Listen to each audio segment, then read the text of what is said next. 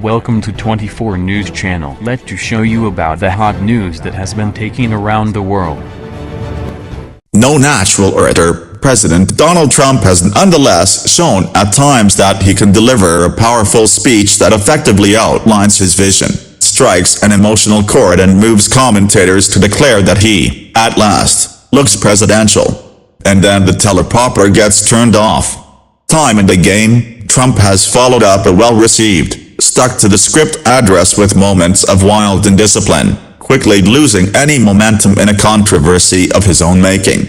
His first State of the Union address on Tuesday will be the biggest test yet of his ability to not just deliver a stately speech but also to then stay on track as the White House rolls out policies building on it.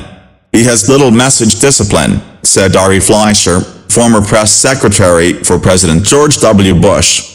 Virtually every time he moves the ball far down the field, he seems to derail himself with a tweet days later instead of building on the momentum. The State of the Union is a big set piece for any president, a chance to showcase the accomplishments of the past year while setting the tone for the next one.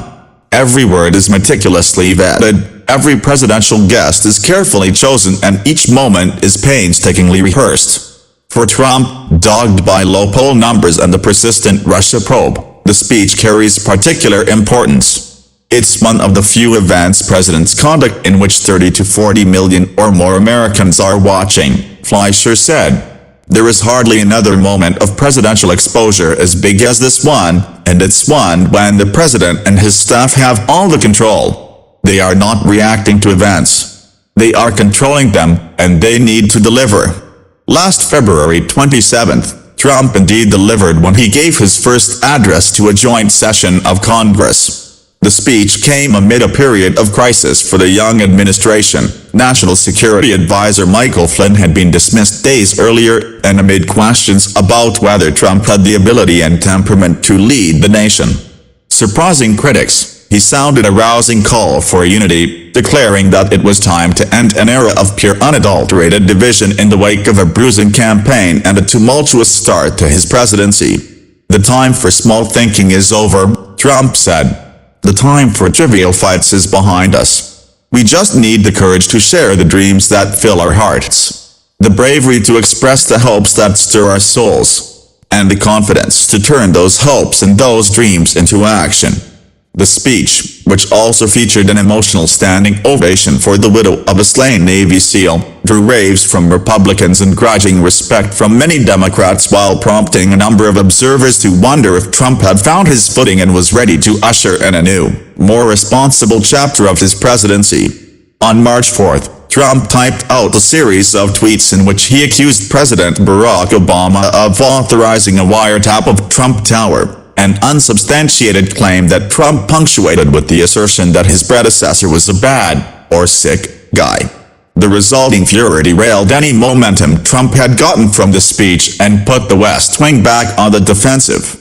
It's far from the only moment when Trump has squandered a brief era of good feelings. In June, he delivered a somber address to the nation after the shooting at a congressional baseball practice, and then 2 days later, he took to Twitter to attack his own Justice Department while declaring the Russia probe a witch hunt. And the day after he delivered a thunderous address as he accepted his party's nomination for president at the 2016 Republican National Convention, Trump turned what was supposed to be a brief thank you to volunteers into a score-settling screed, relitigating the conspiracy theory that his rival Ted Cruz's father had been involved in the assassination of President John F. Kennedy. The White House has spent weeks crafting the State of the Union speech, seeking input from cabinet heads and agency leaders. Led by policy advisor Stephen Miller and staff secretary Rob Porter, the speech has gone through a number of drafts that have circulated throughout the West Wing, and the president has added input with handwritten notes. Trump is expected to highlight immigration and national security issues, outline his hopes for new trade deals, and reveal some of his long-awaited infrastructure plans. He then could, as his predecessors did, spend some time traveling the country in support of those ideas. Odds are that Trump sticks to the script for at least one night. All bets are off after that.